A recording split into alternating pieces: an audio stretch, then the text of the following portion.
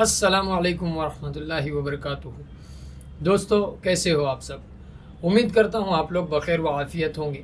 और जो हमारा आज का वीडियो है वो इंटरव्यू प्रिपरेशन के ऊपर है कि एक जॉब में जब आप अप्लाई करते हो, जैसे हमने आपको रिज्यूम के ऊपर वीडियो बना के बताया कि कैसे आप रिज्यूम बनाकर जो है तो जॉब के लिए अप्लाई कर सकते हो। अप्लाई होने के बाद जब आपको इंटरव्यू का कॉल आता है तो उसके बाद इंटरव्यू जब आपका शेड्यूल होगा तो आपको कैसे उसके लिए प्रिपेयर करना है और किन बातों का उसमें ख्याल रखना है, इसके ऊपर जो है तो हमारा ये आज का वीडियो रहने वाला। और दूसरी एक बात, हमारे पिछले वीडियो में एक हज़रत ने जो है तो कमेंट करे थे कि क्या हमको हमारे स्किल्स चैट जीपीटी से पूछने की ज़रूरत है। मैंने उसमें एक सेगमेंट में बताया था कि आपको जो है तो जो ऑब्जेक्टिव और स्किल समरी होती है वो आपको चैट जीपीटी से जो है तो कैसे लेनी। तो भाई का ऑब्जेक्शन ये था कि हमारे स्किल्स और हमारा नॉलेज जो है तो चैट जीपीटी हमको कैसे बताएगा। तो जैसे उस वीडियो में भी मैंने बताया कि आपको चैट जीपीटी के अंदर पूरा प्रॉम्प्ट डालना है कि मैं एक जगह पे जॉब करता था, वहाँ पे मैं इन इन चीज़ों के साथ में और इन इन चीज़ों को लेकर जॉब करता था, अब मुझे रिज्यूम में लिखने के लिए समरी बताइए। तब चैट जीपीटी आपको जो है तो एक समरी देता है। बताने का मकसद ये कि हम चैट जीपीटी से नहीं पूछ रहे कि हमारे स्किल और ऑब्जेक्टिव क्या है, हम चैट जीपीटी को हमारे स्किल्स और ऑब्जेक्टिव ऑलरेडी बता रहे हैं। चैट जीपीटी हमको उसी को प्रोफेशनली कन्वर्ट करके जो है तो वो डेटा हमको दे रहा है, जिसके अंदर प्रोफेशनलिज्म झलकता है क्योंकि वो हमने चैट जीपीटी से लिया है। तो इसका ये मतलब नहीं है कि चैट जीपीटी आपको आपके स्किल्स और ऑब्जेक्टिव्स बताएगा, बल्कि हम ही चैट जीपीटी को बताएंगे। चैट जीपीटी बस सही तरीके से हमको जो है तो कंबाइन करके और एक पैराग्राफ में जो है तो सही तरीके और सलीके के साथ हमको देगा जो हमको हमारे रिज्यूम में डालना है। अब आ जाते हैं आज के वीडियो में। तो इंटरव्यू के लिए जब आपको कॉल आता है तो यहाँ पे मैंने 10 पॉइंट का जो है तो मेरा एक रिसर्च और स्टडी रेडी किया है, उसी के बेसिस पे हम पॉइंट टू पॉइंट बात करेंगे। तो जो पहला आपका पॉइंट होता है कॉल आने के बाद, आपको सबसे पहले कंपनी को के बारे में जो है तो रिसर्च करना है कि ये कंपनी कौन सी है, किस लेवल पे ये काम करती है, कंपनी के एम्प्लॉयज़ कितने हैं, कंपनी का पेरोल सिस्टम कैसे है और कंपनी ने जो है तो पास्ट में कंपनी की कैसी हिस्ट्री रही है। इससे आपको कंपनी के बारे में मालूम पड़ेगा कि भाई ये कंपनी जो है तो पेमेंट के और सैलरी वगैरह टाइम टू टाइम होती है नहीं होती है, ये सारी जो बेसिक चीज़ें हैं। कंपनी का जो है तो टोटल काउंट ऑफ एम्प्लॉयज़ कितना है, कितने लोग यहाँ पे काम कर रहे हैं, क्योंकि ऐसा बहुत सारी बार होता है कि आप किसी कंपनी में लग गए और महीने 2 महीने में वो कंपनी बंद पड़ जाए, पेमेंट डिले हो जाए, आपकी सैलरी आपको टाइम पे ना मिले। तो जैसे कंपनी हमारा बैकग्राउंड वेरिफिकेशन करती है, उसी तरीके से हमको कंपनी का जो है तो बैकग्राउंड रिसर्च करना है, ताकि कंपनी को लेके हमारे पास अच्छा खासा डेटा और आइडिया आ जाए कि कंपनी किन किन मामलों में हमारी मदद करेंगी और कंपनी कैसे इन सारी चीज़ों को टैकल करती है। ठीक है। प्लस आपके जॉब रोल को लेके कि ये जो जॉब रोल आपको जो है तो मिल रहा है, मार्केट में उस जॉब रोल की जो है तो कितनी सैलरी मिल रही है। भले ही अभी तक आपका कंपनी के साथ जॉब इसको सैलरी को लेकर डिस्कशन नहीं हुआ है, लेकिन एक थोड़ी सी स्टडी अपने पास रखनी है कि इस जॉब रोल के लिए मार्केट में क्या पेमेंट का जो है तो सैलरी चल रहा है, एक्सपीरियंस वालों को कितना मिल रहा है, फ्रेशर्स वालों को कितना मिल रहा है, ताकि अगर कंपनी आपको कम या ज़्यादा ऑफर करे तो आपको पता हो कि हाँ भाई मैंने रिसर्च किया है, इसमें अप एंड डाउन जो है तो हो सकता है, क्योंकि मार्केट में ये रेट चल रहा है और ये कंपनी मुझे इतना ऑफर कर रही है। अब इंटरव्यू पे आ जाते हैं, मेन इंटरव्यू पे। अब इंटरव्यू में ऐसा है कि आप किसी भी फील्ड का इंटरव्यू दे या किसी भी लाइन का इंटरव्यू दे, कोई दिक्कत नहीं। कुछ 4 से 6 कॉमन क्वेश्चंस होते हैं कंपनीज पूछती है।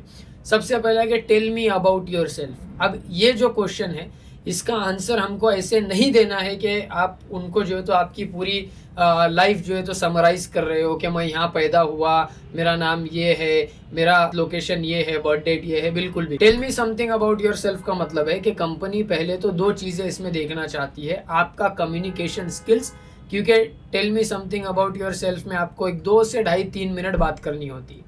तो इसमें कंपनी आपसे ये सुनना चाहती है, पहली चीज़ आपका कम्युनिकेशन, के किस तरीके से ये बंदा जो है तो बात करता है, कैसे वर्ड्स को जो है तो ये अरेंज करता है ये।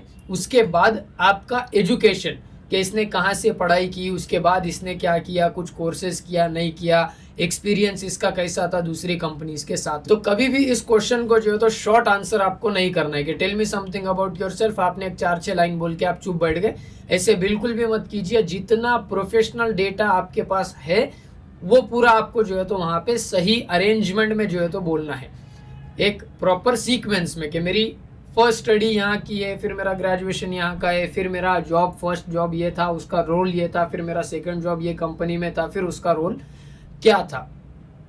अब दूसरा सवाल जो इंटरव्यू में पूछते हैं कॉमन वाला कि what do you want from this job.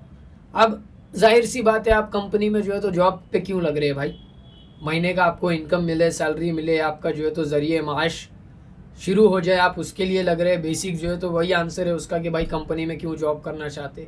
लेकिन ये सेम आंसर आपको जो है तो इंटरव्यूअर को नहीं देना है, आपको बताना है उस कंपनी की बढ़ाइयाँ और फ्यूचर वाले फ़ायदे जो आपको लगते हैं कि मेरे को इस कंपनी में लगने के बाद लगेंगे। अब अगेन बहुत सारे लोग रहेंगे कि हुसैन भाई तुम जो है तो थोड़ा गलत इन्फॉर्मेशन दे रहे कि हम जो है तो कंपनी की बढ़ाई क्यों करें, क्या करें। देखो भाई, कॉरपोरेट वर्ल्ड ऐसे ही काम करता है जहाँ पर आपको जस्टिफाई करना पड़ता है आपकी हर एक चीज़, जॉब लगने से पहले भी और जॉब लगने के बाद भी। ठीक है, तो इंटरव्यू में आपको कंपनी की बड़ाई बयान करनी है कि भाई देखो ये कंपनी इतनी बड़ी है, यहाँ पे इतने लोग काम करते हैं, मैंने इसके ऊपर रिसर्च करा, मेरे को लगता है कि 2-3 साल में मेरा प्रमोशन होके मैं यहाँ तक पहुँचूँगा, मेरे को टेक्निकल एक्सपीरियंस मिलेगा यहाँ पे, मेरे को जो है तो मेरी ज़िंदगी में बहुत सारे चेंजेस आएंगे क्योंकि ये एक प्रोफेशनल रूटीन में काम करती है। तो आपको इस तरीके का आंसर देना है कि बाबा ये जॉब पे लगने का मेरा मेन रीज़न है कि मुझे ज़िंदगी में तरक्की करना है। इसमें कहीं पे भी आपको सैलरी और फाइनेंस और पैसों के रिलेटेड कुछ भी नहीं बोल। कॉमन क्वेश्चन में एक और एक आ जाता है, what are your strength and weaknesses.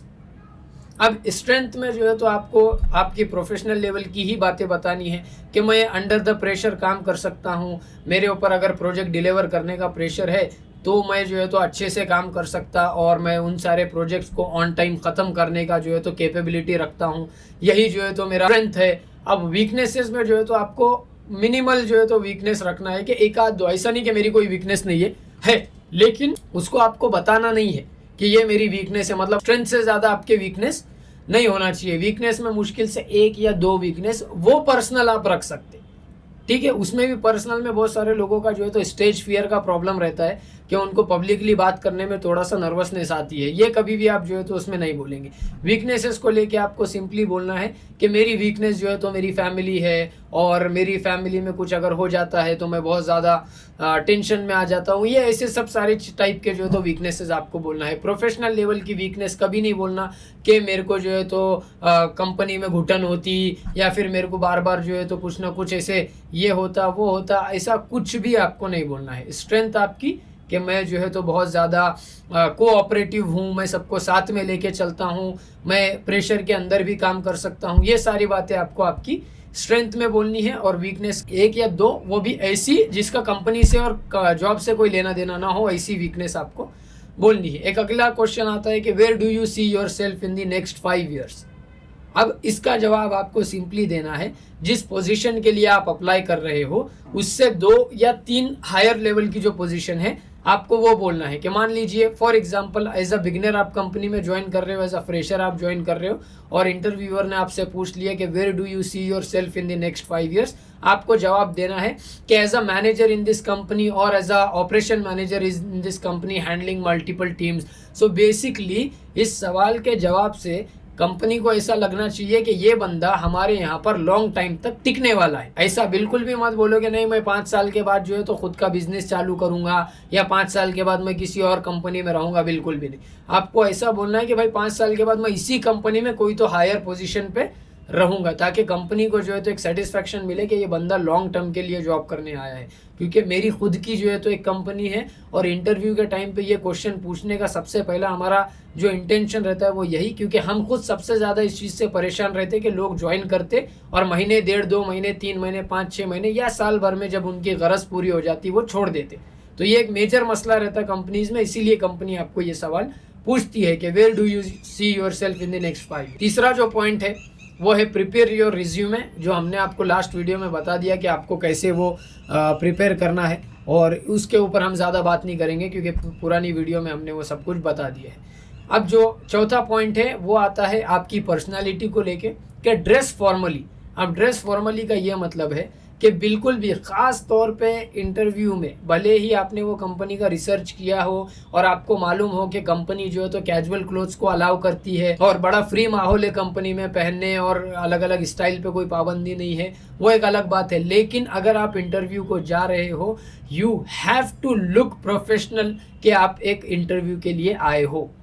आपको जो है तो जो प्रोफेशनल लुक होता है इंटरव्यू के लिए, बेसिक सी चीज़ है। अगर आप कैजुअल जीन्स वगैरह भी पहन रहे हैं तो उसके ऊपर एक अच्छा सा आप शर्ट पहन ले, इस्त्री वगैरह किया हुआ। इसमें ब्रांड का और नए कपड़ों का कुछ नहीं है। भले ही आपका शर्ट पैंट आप जो भी कपड़े पहन रहे हो वो पुराने हो, कोई दिक्कत नहीं, लेकिन वो सही तरीके से पहने हुए होने चाहिए, ना कि आपके सामने के 2 बटन खुले। बहुत ज़्यादा अनप्रोफेशनल लगता है वो, और वो दिख के आता है कि भाई ये बंदा जो है तो लाइफ को लेके सीरियस नहीं है, क्योंकि हर जगह का एक ड्रेस कोड होता है। ठीक है, आप मस्जिद में शॉर्ट वगैरह पहन के नहीं जा सकते, क्यों? क्योंकि उस जगह की एक इज्जत है, वो अल्लाह का घर है। आप बिल्कुल जो है तो वहाँ पे ऐसे नहीं जा सकते। आप कोई और शादी वगैरह में जा रहे हो तो आप नाइट ड्रेस वगैरह पहन के नहीं जा सकते, क्योंकि वो एक फंक्शन है। तो इसी तरीके से जब आप इंटरव्यू को जा रहे हो तो आपको formal pants, formal shirt, proper in belt, formal shoes with socks, और सॉक्स ऐसे हो कि वो आपके जूते से थोड़े से बड़े सॉक्स। आजकल जो है तो ऐसे सॉक्स आते हैं कि वो शूज़ के अंदर ही रह जाते हैं, भले ही आपने सॉक्स पहने हैं, बट वो थोड़ा सा अनप्रोफेशनल लगता है। आपके सॉक्स, आपके प्रॉपर जूते अच्छे से साफ़ किए हुए, पॉलिश वगैरह कोई फैशन नहीं, लेकिन बेसिक।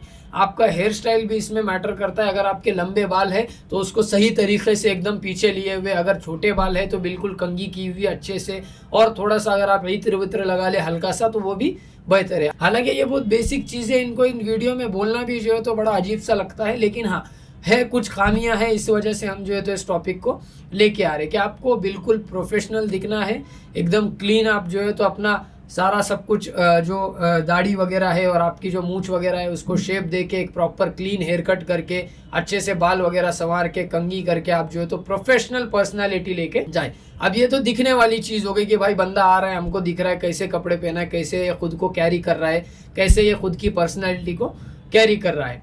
जो हमारा 5वां पॉइंट आता है वो है बॉडी लैंग्वेज और कम्युनिकेशन स्किल्स को लेके। अब बॉडी लैंग्वेज में ऐसा है, बॉडी लैंग्वेज मेंशन करने से मेरा मुराद ये है कि आपके हाथ के जो जेस्चर्स है, उसके अलावा आपका जो चलने का तरीका है। अब अगेन ये चीज़ें मुझे इसके लिए लेके आनी पड़ रही है इस वीडियो में, क्योंकि बहुत सारे लोगों को ना आदत होती है कि बात करते वक्त वो ऐसा यूँ कर लेंगे, कुछ ऐसे इधर हाथ लगा देंगे, उधर हाथ लगा देंगे। वो बहुत ज़्यादा ना अनएथिकल और मतलब बड़ा सा अनहाइजीनिक सा लगता है वो। और रियल लाइफ में भी इंटरव्यू को अगर साइड में रख के नॉर्मली भी अगर कोई आपसे बात कर रहा है तो आप अगर उसके सामने फ़ोन इस्तेमाल कर रहे हैं, मुंडी आपकी नीचे, और आप हाँ बोल हाँ बोल हाँ बोल कर रहे हैं, तो सामने वाले का जो इंटरेस्ट है उस कन्वर्सेशन में वो लूज़ हो जाता है। ये एक बड़ी गंदी और डिसरिस्पेक्टिव जो है तो आदत है लोगों की, सामने वाले को बड़ा जलील महसूस होता है। तो कभी भी किसी से भी बात करते वक्त में आप इस चीज़ का ख्याल रखें कि आप एक अच्छे लिसनर बने, एक अच्छा सुनने वाले बने, कि वो बंदा जो बात कर रहा है आप प्रॉपरली उसको सुन के उसका जवाब जो है तो दे